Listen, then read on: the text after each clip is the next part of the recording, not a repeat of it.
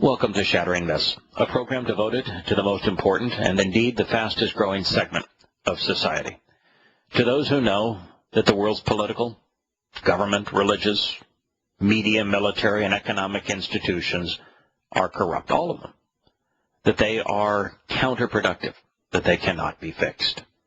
Our mission, therefore, is to look behind the headlines, to know who is working against our interest, to even understand why they're doing so.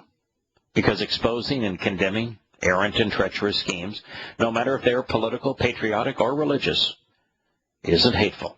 It's the most compassionate, caring, and indeed wise thing we can do. In our second hour, sometimes in our third, we use evidence and reason to explore the Torah. It means teaching. It does not mean law. It's not a religious book. It is a book of guidance because its enriching and empowering covenant provides the only reliable answer for you and your family. Our phone number, if you'd like to participate in this discussion, is toll-free, 877-300-7645. And while we're on the nature of this program, there is a significant group of listeners who have joined together for the express purpose of helping to syndicate Shattering Myths. Right now, the listenership of Shattering Myths is based online. But you can play a significant role in broadening the program's reach if you're willing to participate in its syndication. And in the case of Shattering Myths, we're not going to do this as a group of professionals. Lord knows I shouldn't use that term. Yah knows that I don't claim to be professional. We're doing it as a group of people who are just interested in communicating information that very few people are willing to say, that most people need to hear, that is beneficial to all of us. And that the more people who hear the news as it's presented from God's perspective, from the perspective that human institutions are not reliable and they are actually counterproductive, and then who have the opportunity to listen to the covenant presented as it's presented in the Torah, are going to benefit from it. So if you would like to play a role as just someone who enjoys this program, who benefits from the program, who thinks others would as well, then we'd encourage you to drop us a line. I can be reached at yada@yadayah.com, and we will put you together with the group that is embarking on this mission. And there's literally nothing you need to know other than a genuine enthusiasm for the program and a desire for others to be able to listen to it is more than sufficient. Turning to the news, an article caught my eye.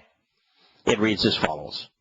The head of a nationwide sheriff's coalition is calling on Vermont's law enforcement officers to defy 3 controversial gun control measures passed by the Burlington voters 3 weeks ago. Now, it's not very often that you would have law enforcement telling fellow law enforcement officers that they should deliberately defy a new law. But in this case, what they're doing is reasonable. And it's really necessary in this case because the Supreme Court of the United States won't deal with this issue. Every year they just pass by because they know there is no justification for any gun control legislation in this country. The U.S. Constitution is clear. The people have the right to keep and to bear arms. And the arms that are considered appropriate for the people to keep and bear are the kind that would be used in a military, in militias. And this was written into the Constitution for a number of reasons.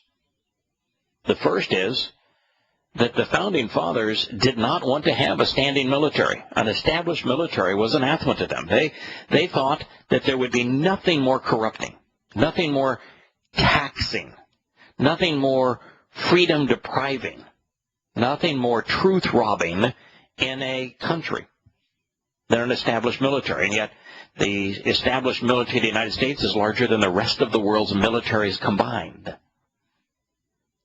They wanted the people to be armed so that it would make the invasion of the nation essentially impossible.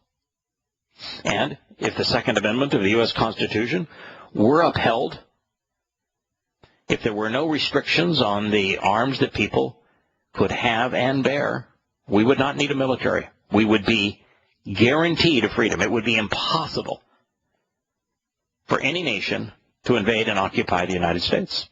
That's all we need to do. We could eliminate not only the $650 billion that has been squandered year after year on the military, but we could also eliminate all of the freedoms that have been robbed as a result of having a military. We could even keep the United States from constantly engaging in counterproductive invasions, especially like the last two in Iraq and Afghanistan, where both bad situations were made much worse. So in this case, the sheriff's coalition is telling fellow law enforcement officers, don't do what you've been asked to do. It's unconstitutional. You have a greater call to duty than a popular vote. Your greater call to duty is to the Constitution. Here's the quote. It reads, sheriffs have a constitutional duty. Constitutional should have been capital C. It was lowercase c, unfortunately.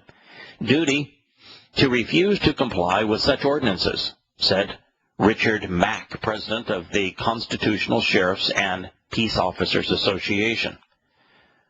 We're seeing sheriffs in New York oppose the SAFE Act and Governor Cuomo. If we have sheriffs in New York doing this, how much more would we have sheriffs doing it, or should we have sheriffs doing it in Vermont? You know, New York, Washington, D.C. are examples of states and districts that are way out of whack constitutionally, where it's a felony to observe the U.S. Constitution. Now, I'm not telling you the Constitution is the perfect document. I'm not here telling you that it is in any way inspired, but it is the basis of order in the United States.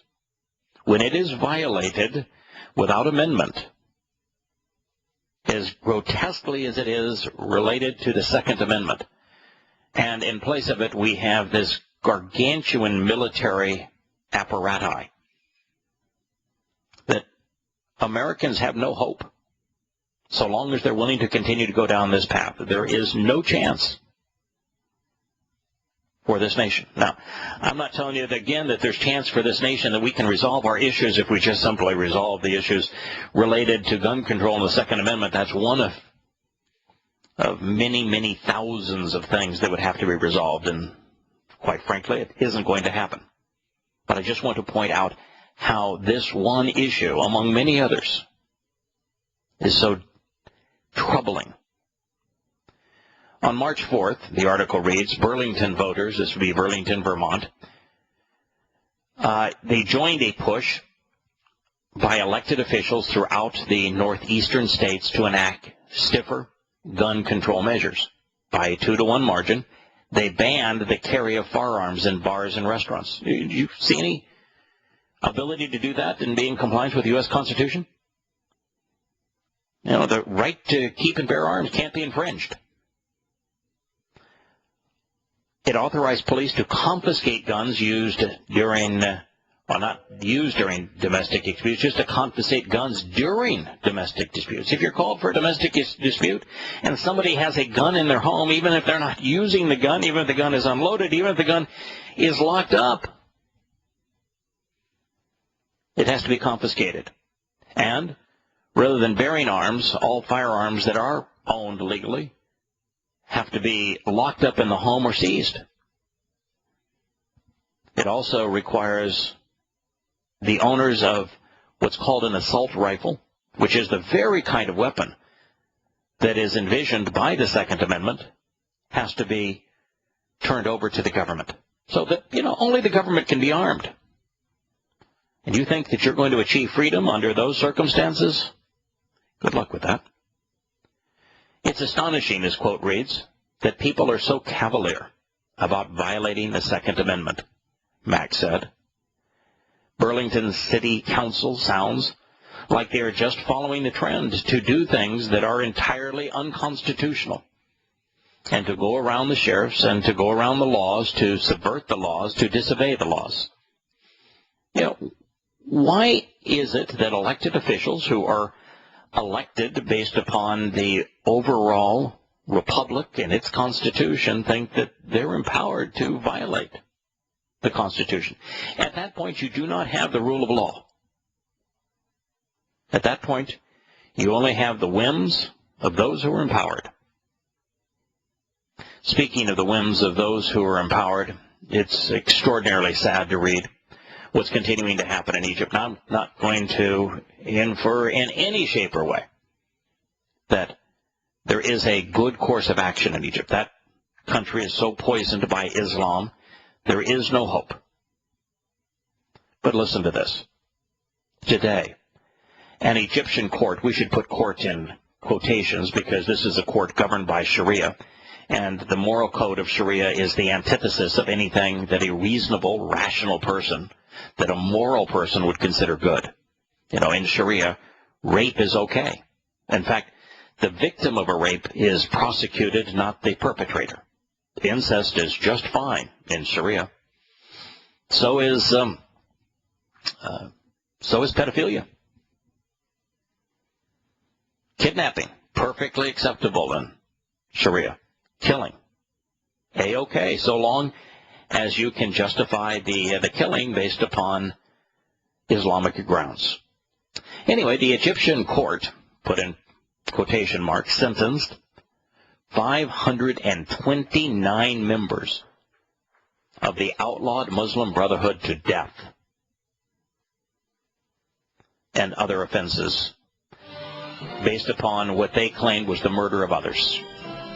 Now, in this particular case, those they killed were most often shooting at them. But here's the government of Egypt going to kill the opposition.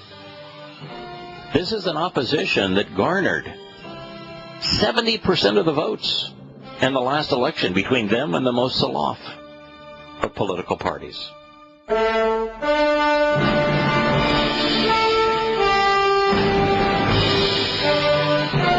Welcome back to Shattering Myths. A little over a year ago, the Muslim Brotherhood and the Salaf means ancestor, parties in Egypt, the most conservative Muslim parties, won almost 70% of the vote. A year later, they're ousted by a military dictator. But not only that, they are targeted as terrorists, hunted down and killed both by the army, who now fires live ammunition into protests, and by the court system, which accuses members of this religious political party of being murderers. I mean, think of that. You're in the United States.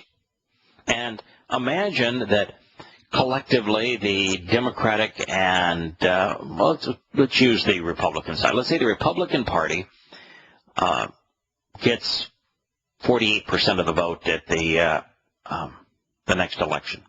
And the Tea Party is counted separately, and they get another 8 or 9. And then the Libertarians, who are also for a lesser use of government, receive 4 or 5 more. And you decide after those elections that the people elected by those 3 parties should all be thrown in jail. They should all have mock trials. They should be executed. And worse, anybody who worked on behalf of those political parties, they should be thrown in jail. Anyone associated with them should be thrown in jail and should have a mock trial and should be executed. And in the meantime, the military would take control of the country. It's what you have in Egypt. Now, that's not to say that the Muslim Brotherhood was good for Egypt. They weren't. The Muslim Brotherhood is the wellspring from which virtually every Sunni Islamic terrorist organization has been born. It is as bad as any organization on earth. It's why President Obama never should have given a speech embracing, condoning, uplifting Islam at the very place the Muslim Brotherhood was born, not only in Cairo, but Al-Azhar University in Cairo. And now you have in Egypt the military government, the leader of whom, Sisi, was trained by the United States, a military that is supported entirely by the United States. The entire Egyptian military budget is paid by the United States. You look at what they spend annually on their military and what the United States provides as military assistance, they match.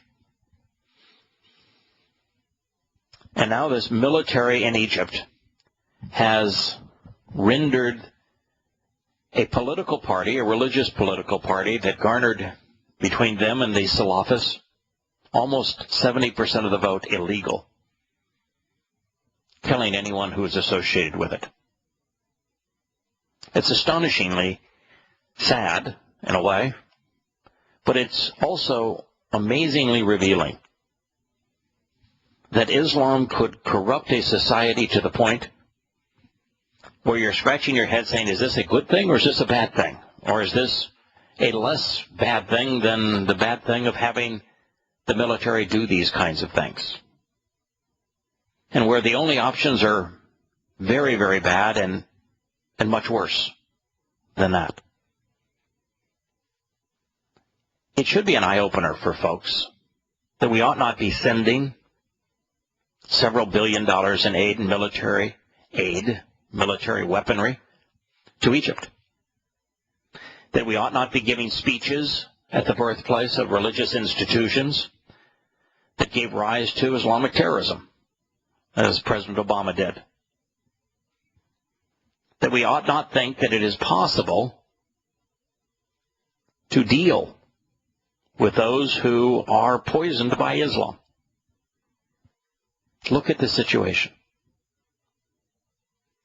It's as abysmal as anything that you could possibly imagine. Family members stood outside the courthouse screaming after the verdict, the biggest mass death sentence ever handed down in Egypt. Turmoil has deepened since the army overthrew Egypt's first freely elected president, Mohammed Morsi, of the Muslim Brotherhood in July. Security forces have killed hundreds of Brotherhood members in the streets and have arrested many thousands more, confiscating their files, destroying their offices, throwing the participants in jail. And those they haven't jailed, they have killed. Welcome to the new Egypt, the Egypt that America is supporting both sides of the conflict.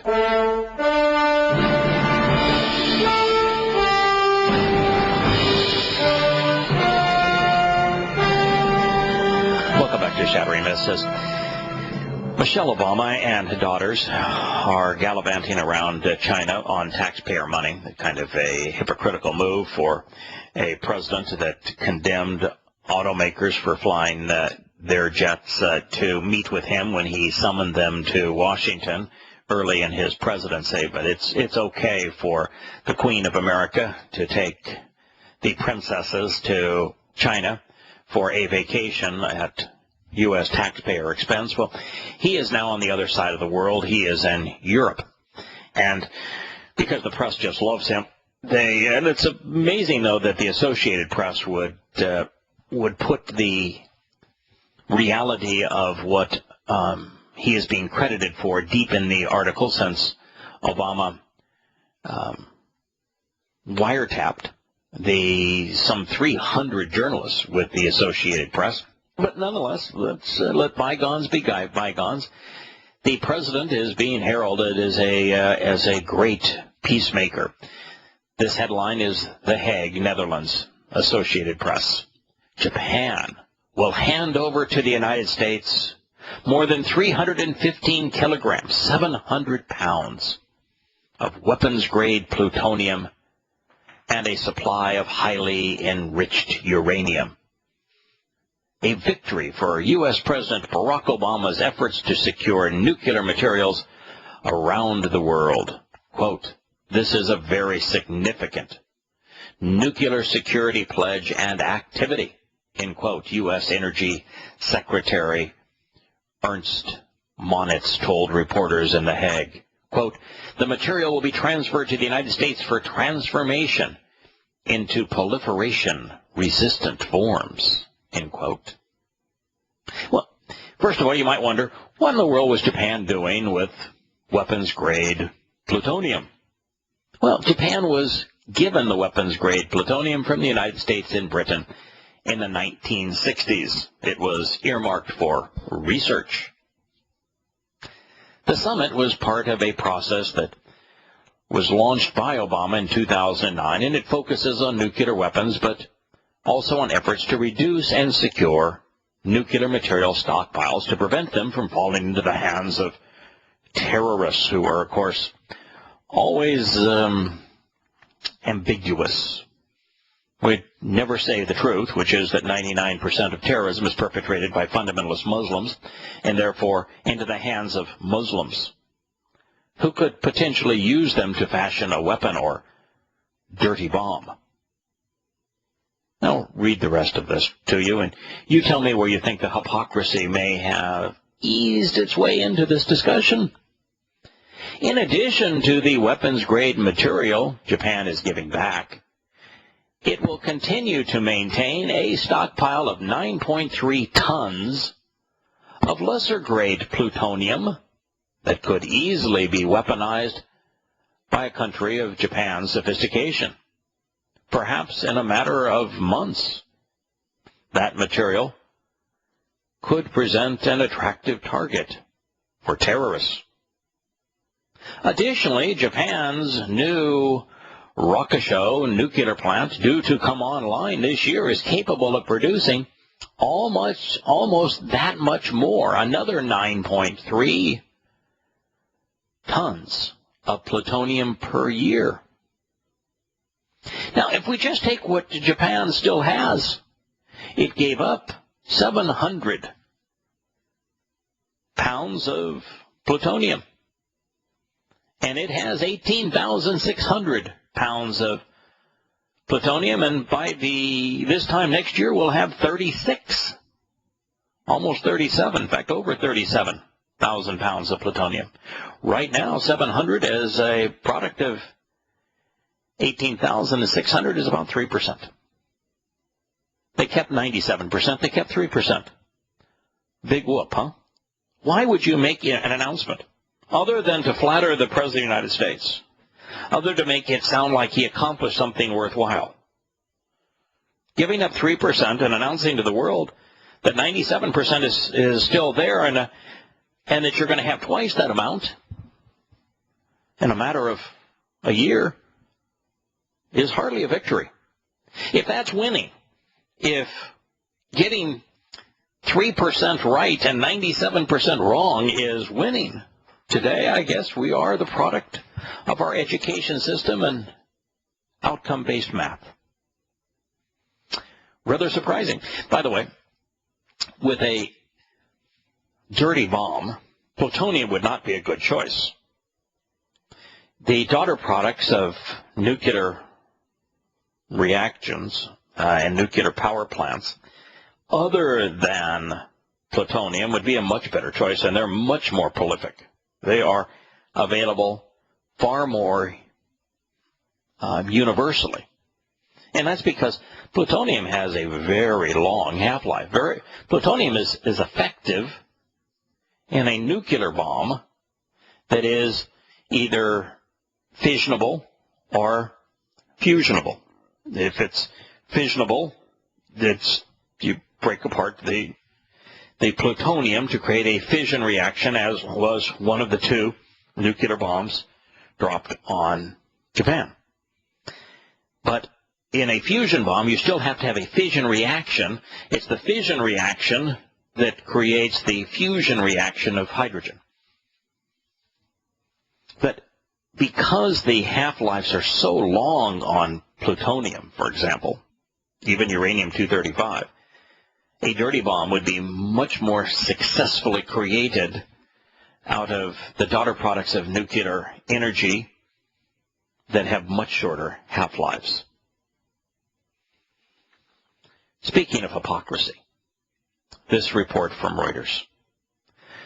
It begins, Qatar by some pronunciation, Qatar, its backing for Syrian rebels, widely regarded as jihadists, might appear a diplomatic liability at a time when global alarm is about al-Qaeda being on the rebound.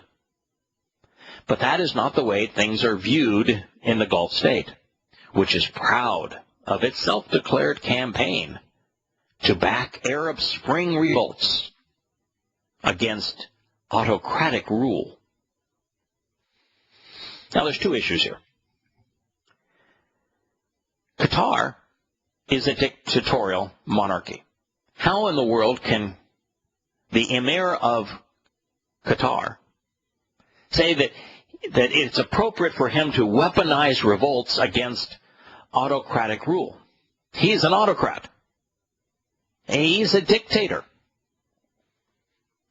The Emir of Qatar, Hamad bin Khalifa al-Thani, has held absolute power since the formation of his personal fiefdom, of his personal estate, in 1971. Constitutionally, which is a constitution that he himself wrote, the rights to rule is passed on through the al-Thani family. It's not subject to people's opinions or vote. The Constitution is fundamentalist Islam in absolute compliance with Sharia law. The Emir answers to no one other than Allah and is constrained only by Sharia. Now, Sharia law authorizes dictatorship. Sharia law is universally opposed to freedom, to democracy, to free will, to choice. The Emir, therefore, is a dictator. All political parties in Qatar are banned. There is no electoral system. And yet, here he presents himself and his government in a campaign to back Arab Spring revolts against autocratic rule. How can anybody even say something like that? How can Reuters print something like that without screaming, "Are you kidding me? What's wrong with you?" That's pure hypocrisy. You're a dictator. The second part of this is there's alarm that al-Qaeda is on the rebound. Now, how's that possible? Of the al-Qaeda that existed, that has been associated with 9/11 and only indirectly so. Osama bin Laden was aware of 9/11. He didn't plan it. Planning for 9/11 was conceived entirely by Yamza. That he alone, the very man that coordinated and planned and perpetrated the first bombing of the World Trade Center, Rusik Yamza, was the mastermind of 9/11. On his computers in the Philippines, the FBI and the Philippine government was made fully aware of Rusik Yamza's attempt to train Muslims in American flight schools and then fly them into the World Trade Center, the Pentagon, and the U.S. Capitol. It's his plan. But anyway, al-Qaeda was at least aware of it, made aware of it, because of a relationship between Ramzi Youssef and Sheikh Khalil Mohammed. Family members, intermarriage, that sort of thing. But of the original crew that was the perpetrators in association with 9/11, there's only one left. Only one. Ayman al-Zawahiri. So how in the world can al-Qaeda be on the rebound? It's just the stupidity of the statement. It's mind-boggling. What's on the rebound is Islamic fundamentalism. The Arab Spring has not been about freedom or democracy or choice or even Arab. It certainly hasn't been about a birth of anything. It's not about spring. It's about the revival of fundamentalist Islam. And the underpinnings of this were noticeable around the world for about a decade. Every time a vote was taken, every time a poll was taken, in any country where Islam represented a majority of the population, between 65 and 70% of those who were polled, of those who voted, cast their adherence towards the most fundamentalist Islamic candidate.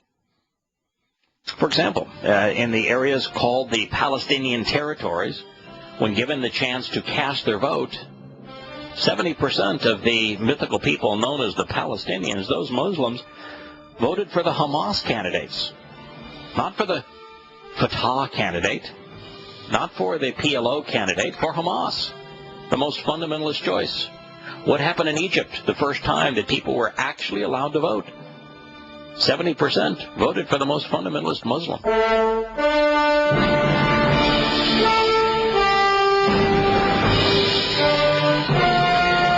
Welcome back to Shattering Myths.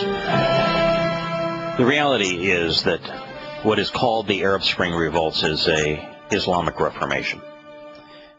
Now, that's a really bad thing.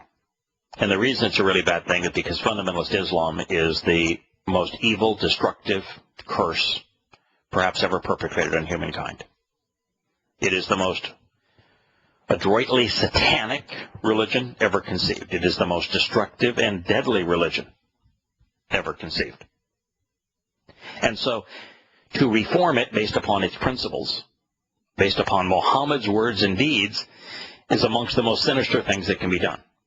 A lot of this was precipitated by President Barack Hussein Obama, who went over to Cairo and gave a speech praising Islam, saying it was their time, that the United States would never fight them, that we would in fact embrace them. And they have risen up, and fundamentalist Islam has become the menace in the world that we are witnessing. It's responsible for 99% of the world's terrorist acts. And so here we're fighting a horrible menace. And Qatar is the primary supplier of weapons. If you look at what is happening in Syria, for example, it's a great window into how serious this problem is. In Syria, you had a peaceful protest of the Assad regime. The Sunni majority rightfully felt underrepresented. And Assad, like every other government in the Islamic world, is a dictator. Some of these dictators are elected, but as we mentioned before, when Muslims vote, their imams tell them that if you do not vote for the candidate that the mosque is recommending, Allah will see to it that you're killed and will attend to your torture in hell. And so here you have a protest, and it immediately turns into a proxy war. And it turned into a proxy war of Sunnis killing Shia because arms were initially supplied by Qatar. The same thing happened in Libya. If you want to know who's responsible for killing the American ambassador, yeah, the terrorist group was Ansar Sharia, Friends of Sharia Law. But the weapons were supplied by Qatar. But you can't just stop at Qatar and its emir, because the weapons that they are supplying aren't made there. They aren't manufacturers of weaponry. It's American weapons that are being distributed. And so the worst thing you could possibly do to those prone to killing in this mass way is to provide them the means to kill more effectively. But that's what they have done. The other thing that was interesting about this opening statement, where it talks about providing weapons to those jihadists widely regarded as being, or just to rebels widely regarded as being jihadi militants, is that's all there is. That really is all there is, at least on the rebel side. The rebel side is comprised entirely of jihadists, of mujahideen, of fundamentalist Muslims. That's it. There is nobody else fighting on the rebel side. On the government side, you do have government troops that aren't jihadists. Although the most effective force on the government side is Hezbollah, which is also jihadi, mujahideen.